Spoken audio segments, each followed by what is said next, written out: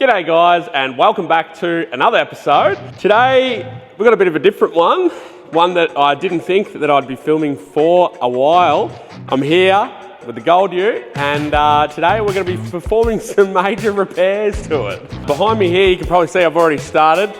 This is the gearbox out of the Gold Ute, and what I'm going to be pulling out next is the engine. Alright, so I'll give you just a quick breakdown on the Diagnosis. I have had it all apart and I've roughly sat it all back together. The car's been sitting for about 8 weeks, I think. Basically, main symptoms was blowing a heap of smoke, low on power, and sort of an oily smell, which is never good with an engine. Ripped the intercooler and everything off, pulled all the glow plugs out. Then I got a diesel compression tester, screwed it into each glow plug hole and spun the motor over. Now, when I was doing that, pretty much all of the cylinders had around that sort of 350 PSI, but there was one there that only had 165 PSI, which is very bad. And the one next to it only had 260 PSI, which is also bad. So obviously showing signs of low compression was very concerning to me.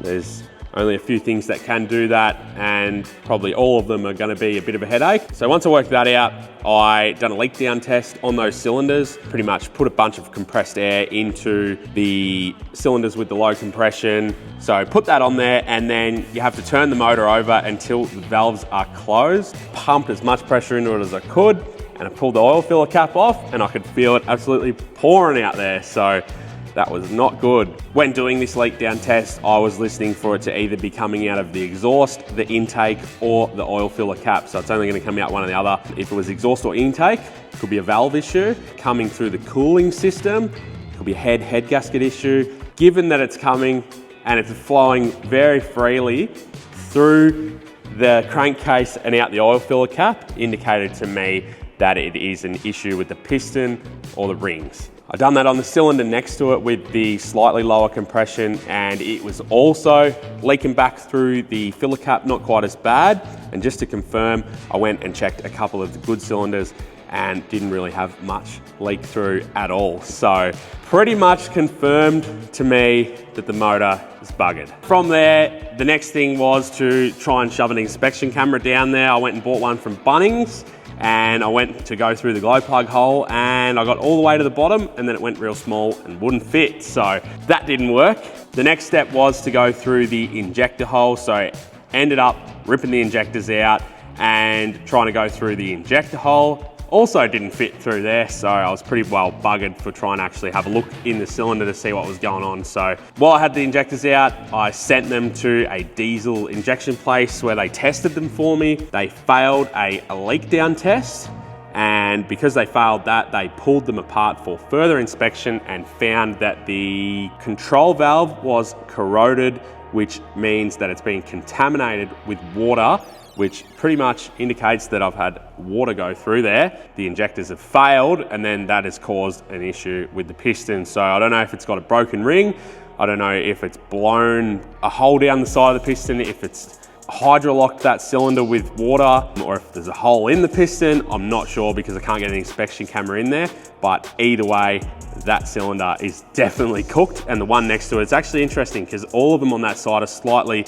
lower compression than all the ones on this side. So see, that side's copped it the hardest, but yeah, pretty much she's toast. From there, there's really no point me trying to work out any further than that. And the next step would be to actually pull the head off and have a look.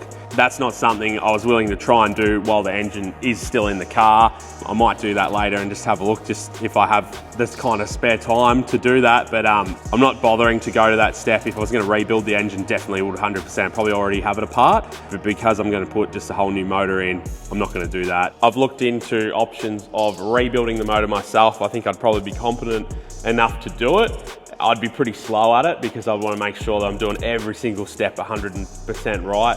So it would take me a lot of labor to get it done. The other option is to send my motor away or exchange it for a Rico engine, which are quite pricey, or to just buy a brand new engine, long motor from Toyota, straight out of Japan, and put it in. Humming and hawing, weighing up all the options. I've ended up going with the crate motor option. This car here, obviously this is my work, like this is my job, this car realistically. And also I do a lot of traveling. I'm planning to go to Northern Territory, WA. There's a lot of driving involved, a lot of remote touring, and I'm not sure if I trust a rebuilt engine to do that kind of stuff. And then when you account for the amount of labor involved in trying to do it, or the cost difference in paying for a rebuilt engine, it kind of works out that a new crate motor is the best option. It's also the dearest option, but it's also coming with warranty and you're paying for the most reliable options. So anyway,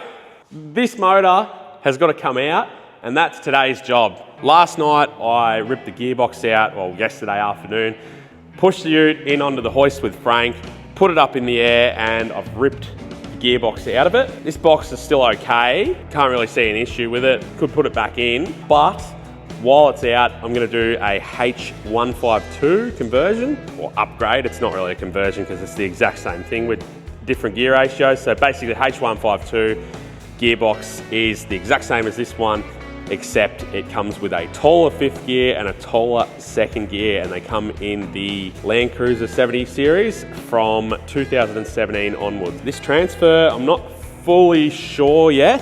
For the price, I'm contemplating just rebuilding it. Obviously not going to put new motor, new gearbox and old transfer back in. So while it's, my radiator is caked full of mud, so that's got to come out regardless. Turbo, it's not going back in the car, it's buggered. So gonna do a new turbo, which I'm gonna do a upgrade while I'm at it. As far as the rest of the engine bay, you know, while I've got all this stuff out, I'm gonna have a good tidy up. I'm gonna go over some wiring. I'm gonna go over everything that needs looking at. I'm gonna try and tidy up this engine bay, tidy up underneath, probably make a new exhaust, try and get it, you know, looking good and reliable for the rest of my big trip. So I wanna take this as an opportunity to make this something that I don't have to worry about. All I've got to do is service it, look after it, and I can just reliably go wherever I want. So better get stuck into it. First thing, before I start pulling anything apart, I want to make it a little more comfortable to work in the engine bay.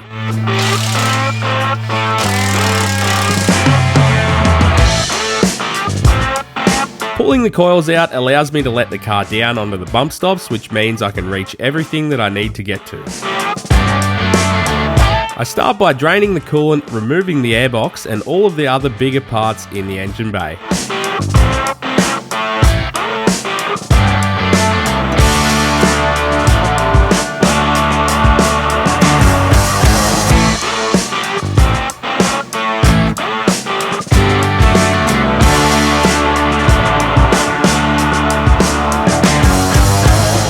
Power steering is drained and disconnected, then I move on to wiring and all of the other small things that need to be disconnected.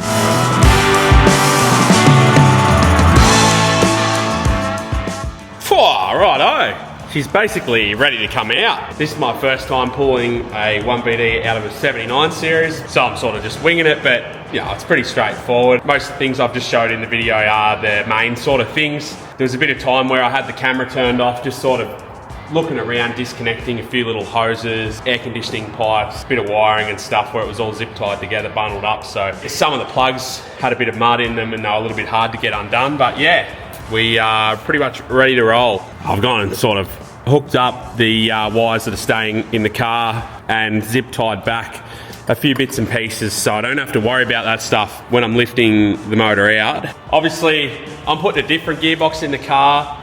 If I was putting that box back in, I would have probably still pulled it out because it's not that hard to actually get the gearbox out, and it means that it's very easy to get the motor in and out, not having to worry about that. So a lot of people do an engine swap, they'll actually sort of shuffle the motor out of the gearbox. If you're going to do it that way, you're going to try and support the gearbox somehow with, I don't know, a strap around the chassis or something to hold the front of it up while the motor's out. And when you go to put it back together, you've got to line all the clutch and input shaft and everything as you're putting the motor in.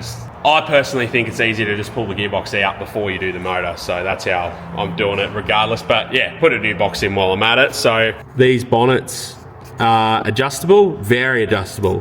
When you are removing the bonnet, you want to make sure that you mark it so you can put it back in the same spot. Good timing, I just watched Rod rock up to work, so I gave him a call and asked if he could bring his engine crane down and just give me a lift with this bonnet.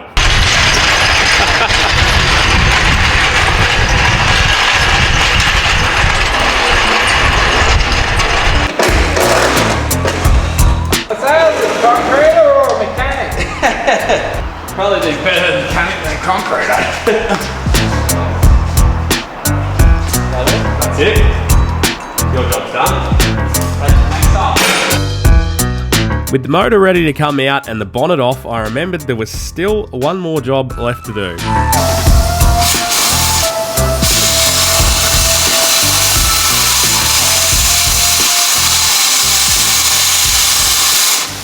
Alright, so forgot about the dump pipe.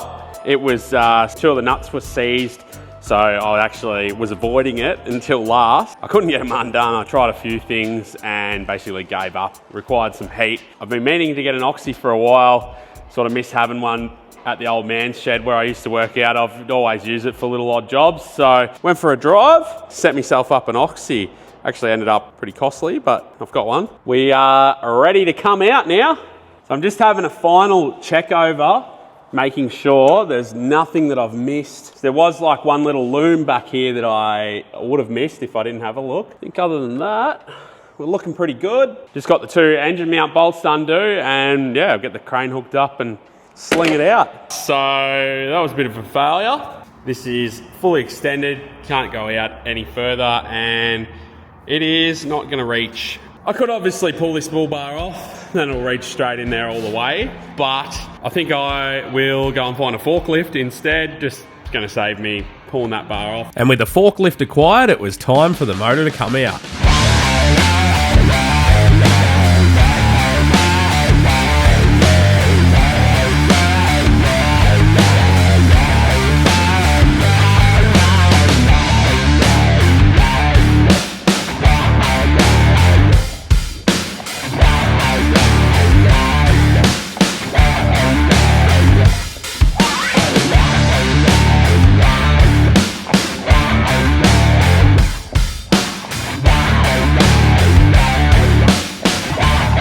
And with the motor out so easily, I still had a few hours of the day left, and despite the ute already being in a million pieces, I made a spontaneous decision to pull it apart even more.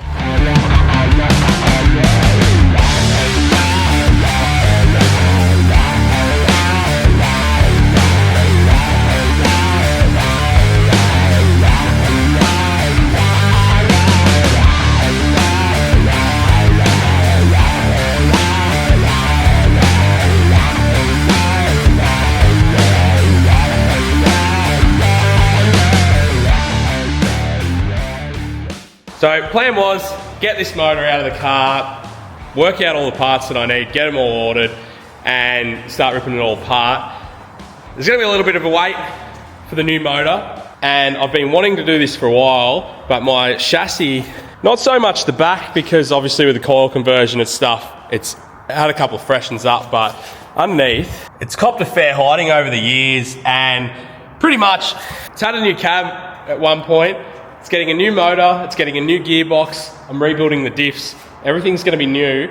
The last thing I want is for the chassis to actually rust out over time. So I've already talked to Jim about it, and we're gonna give it a bit of a blast and a bit of a repaint and just focus on rust proofing the chassis. Not necessarily to make it look good, it probably will look really good when we're done, but I wanna actually try and get inside and clean it all out and pump a heap of paint inside the rails, and basically all to do with rust proofing. I got the tray off, then I got the bull bar off and the scrub bars and that off because they're all pretty good. The tray actually was about 15 minutes to get it all unbolted, lifted straight off. Last time I done it, I put Anderson plugs and made everything come off really easy.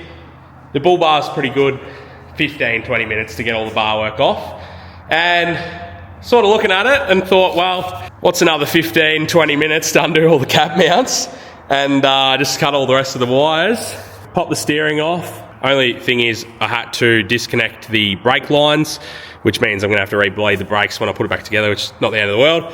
A couple of fuel lines, a couple of wires under there, and the cab is ready to come off. When I painted the car gold 4 years ago and put the new cab on, I never thought I would be pulling it back off again. But well, here we are.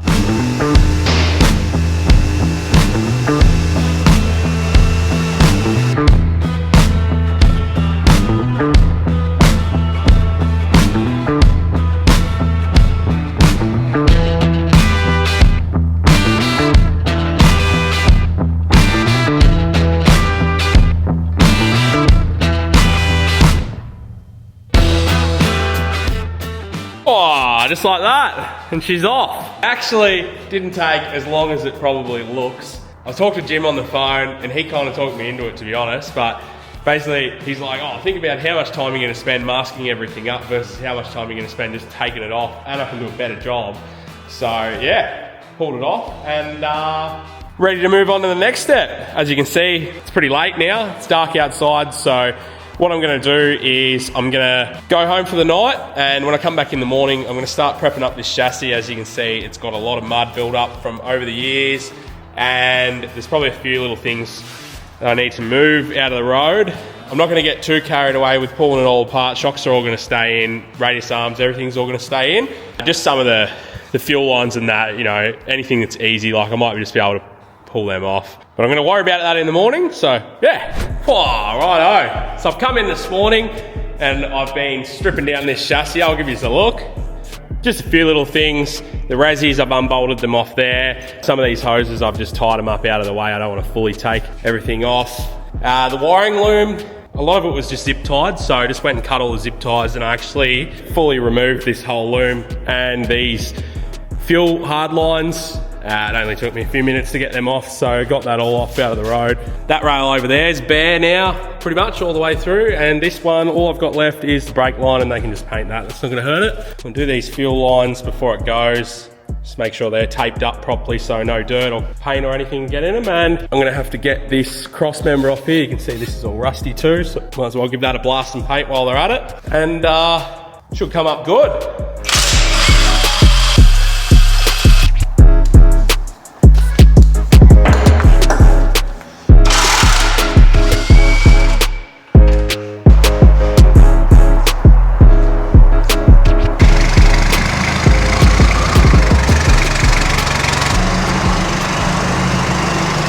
So I got it all loaded up. Rod come down with a mate, and the three of us, we actually just pushed it on there without the winch. So I've just got a couple of straps.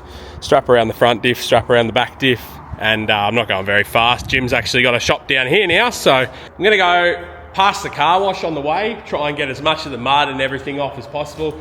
I've just went through and cleaned out all the drain holes in the bottom of the chassis rails, so I'm gonna try and do the inside as best as I can while I'm at the car wash. And yeah, then I'll take it and drop it off at Jim's, and we'll go from there. Uncle Jim's Geelong shed mainly specialises in sandblasting and recoating of heavy equipment and machinery. The perfect place to drop a Land Cruiser chassis off for heavy industrial respray.